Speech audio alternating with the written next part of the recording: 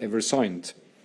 New large opportunities for investments, innovation and job creation in areas such as green tech, renewable energy, maritime industries and seafood. And for India, I believe it's the first free trade agreement with European partners of its kind.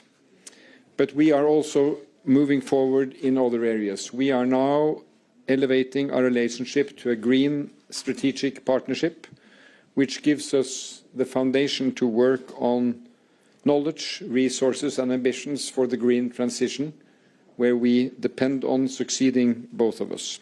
We are strengthening our cooperation in health, a lot to learn from India. We are signing a memorandum of understanding on developing high-tech quality health services, closer cooperation on digital health, artificial intelligence, research and health technology. We also deepen our cooperation on digital development, including work on digital public infrastructure and digital public goods. India is today a leading global force in technology, innovation and renewable energy. I remarked to the Prime Minister that I accompanied the then Prime Minister Stoltenberg to India in 2001, that is a quarter of a century ago, when we agreed that this was opening a new chapter of economic cooperation between Norway and India.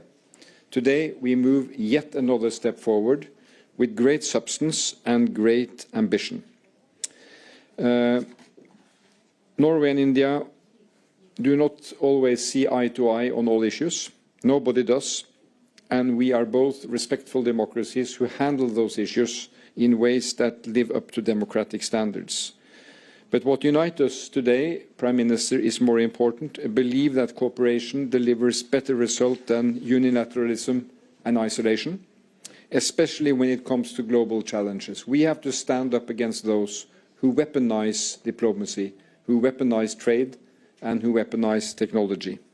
At a time of rising protectionism and more tense geopolitical dynamics, it's more important than ever to stand together for a rule-based order.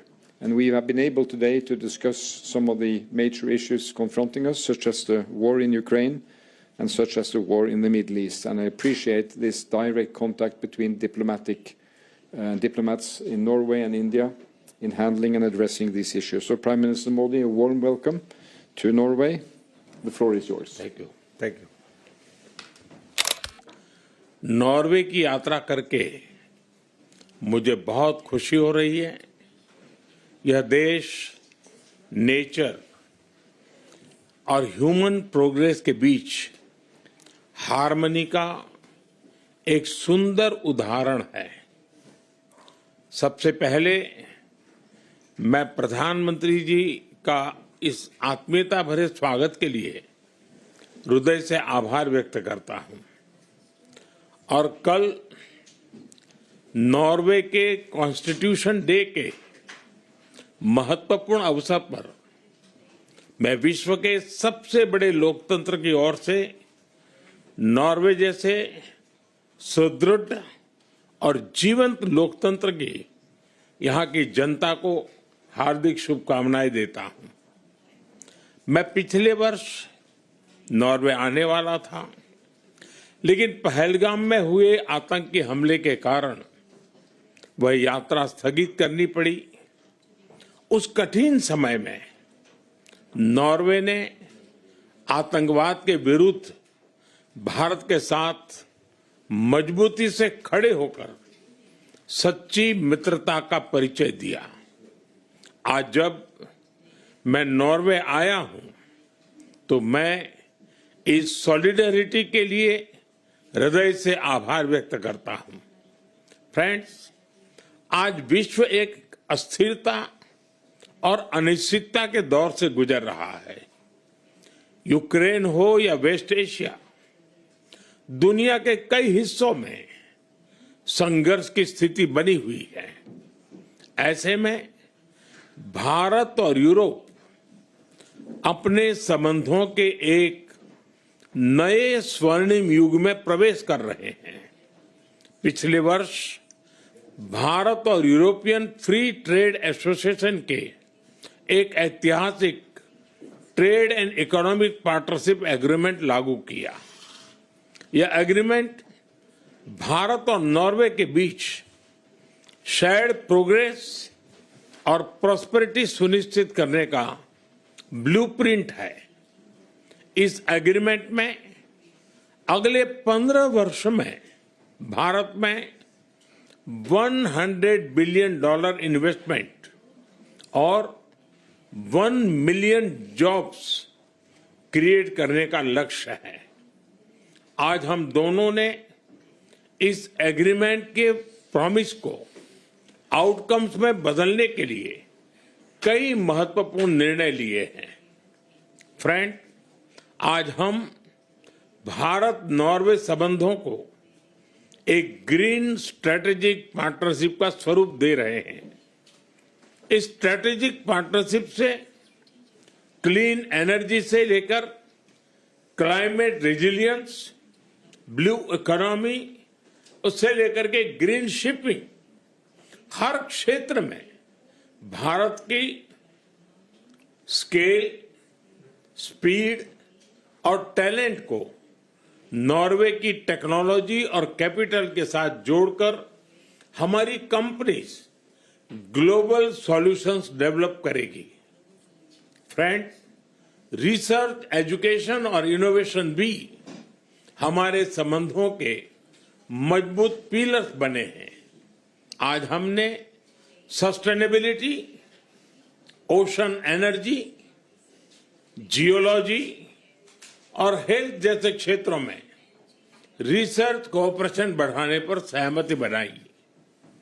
Engineering, AI, cyber और digital जैसे sector में हम अपनी university और startup ecosystem को जोड़कर अपने partnership को फ्यूचर रेडी बनाएंगे।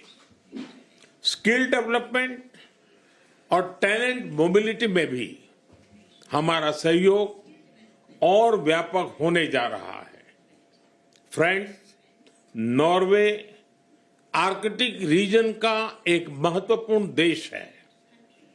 आर्कटिक और पोलर रिसर्च में हमारे लंबे समय से सहयोग रहा है। भारत के आर्कटिक रिसर्च स्टेशन हिमाद्री के ऑपरेशन के लिए हम नॉर्वे के आभारी हैं। इसरो और नॉर्वे स्पेस एजेंसी के बीच आज हो रहा एमओयू हमारे स्पेस कोऑपरेशन को भी नया आयाम देगा। इन सभी क्षेत्रों में गहरे सहयोग से हमारे साइंटिस्ट क्लाइमेट चेंज को समझने, फ्रेजाइल इकोसिस्टम को प्रोटेक्ट करने और ह्यूमन फ्यूचर को सिक्योर करने में योगदान देंगे। फ्रेंड्स, भारत और नॉर्वे की ग्रीन स्ट्रेटेजिक पार्टनरशिप पूरे विश्व के लिए लाभदायक होगा। हमें बहुत खुशी है कि नॉर्वे आज इंडो पैसिफिक ओशन इनिशिएटिव से जुड़ रहा है। दो बड़े मैरीटाइम देश होने के नाते हम साथ मिलकर मरीन इकोनॉमी, मैरीटाइम सिक्योरिटी और कैपेसिटी बिल्डिंग में सहयोग को मजबूत करेंगे। आज हमने ट्रायंगुलर डेवलपमेंट कोऑपरेशन एग्रीमेंट किया है। अब हम मिलकर ग्लोबल साउथ के देशों में भारत के डिजिटल पब्लिक इंफ्रास्ट्रक्चर प्रोजेक्ट से ह्यूमन डेवलपमेंट में योगदान देंगे। फ्रेंड्स, भारत और नॉर्वे दोनों रूल्स बेस्ड ऑर्डर, डायलॉग और डिप्लोमेसी में विश्वास रखते हैं। हम एकमत है कि मिलिट्री कॉन्फ्लिक्ट से किसी भी मुद्दे का समाधान नहीं निकल सकता।